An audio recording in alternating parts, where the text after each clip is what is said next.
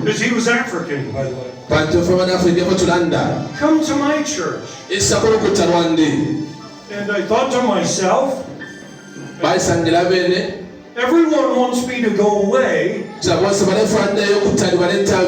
There are people that would like to kill me. Yet this man and his wife, they invite me in to become part of their family.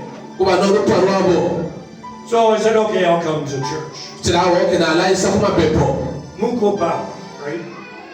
And I'm at church, and I'm sitting there. I don't know anyone. And this little bitty African Jamaican lady, she walks up to me and says, Tommy, right? Apollo, you sit with me tonight. And she put her arm around me. And it broke my heart. You see, I was a very powerful man. I had money. I had immense physical strength. I had a degree in sciences. I was a chemical engineer. I could have anything I wanted except peace.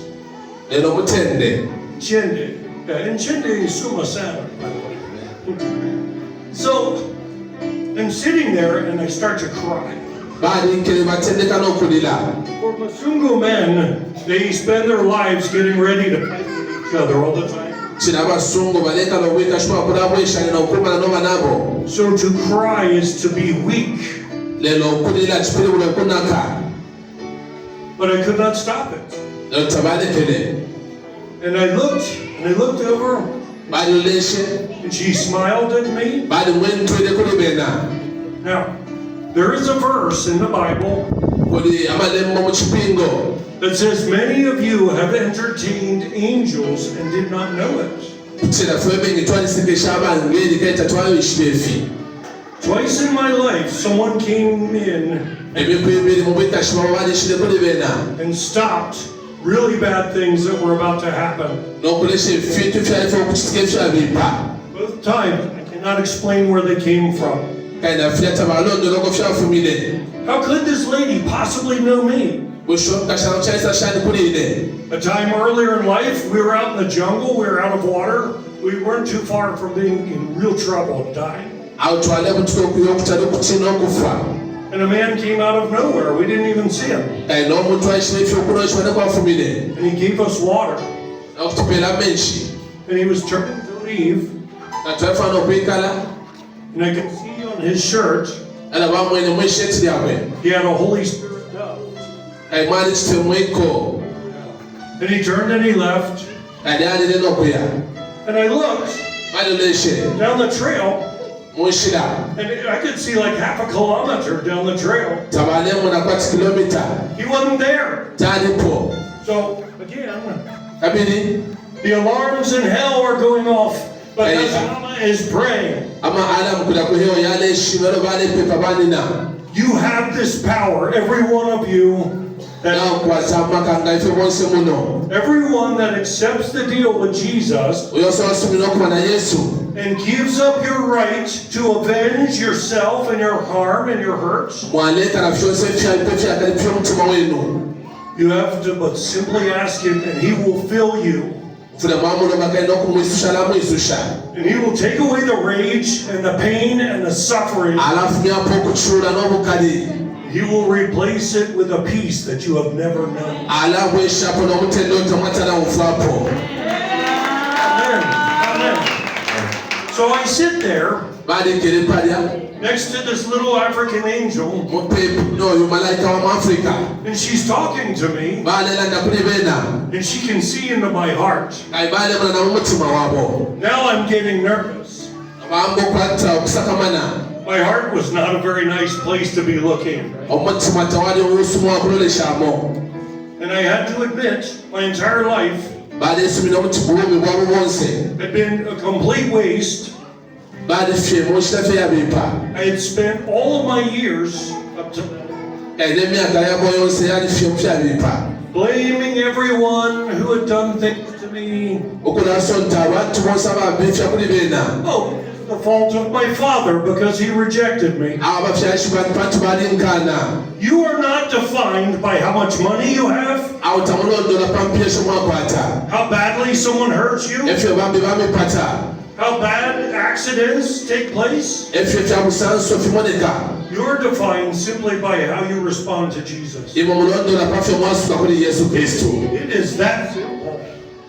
People that have had everything taken from them have gotten back up. Said, I will serve the living God, even if it costs me my life. So again, the end of the story, I'm sitting there with this little angel. She puts an arm around me, and the big bad white man starts to cry and realize that his entire life had been a joke. So I said at that point, nothing has worked. Maybe this Jesus thing is real. And he said, look, son, if you invite me in, I will take the weapons from your hands. I will take the darkness from your heart. All you have to do is be willing to take the deal. And finally, after all the years and all those problems, I said yes. And all the hairs on the back of my neck stood up.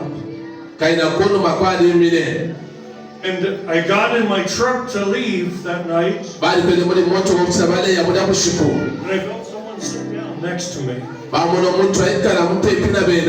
And I'm looking. And there's no one there. So who was this ghost? Who sat next to me? The Spirit of God. Manifest. Knocking at the door to our hearts. And he came in. I started to feel this warmth welling up in front of me. And so I said, okay, I'm going to go this way because I was warned one more overdose, or if I killed that man, I was going to jail for the rest of my life. Back then in the United States, they would have executed me. But a mother was praying somewhere the whole time. The whole time. Is anyone here praying for children? Let me see hands. Okay. And those of you that are, let the Spirit of God lay on your heart someone to pray for who may have gone a bad way. He will provide a way to change today. Because either the cemetery or the maximum security penitentiary, it does not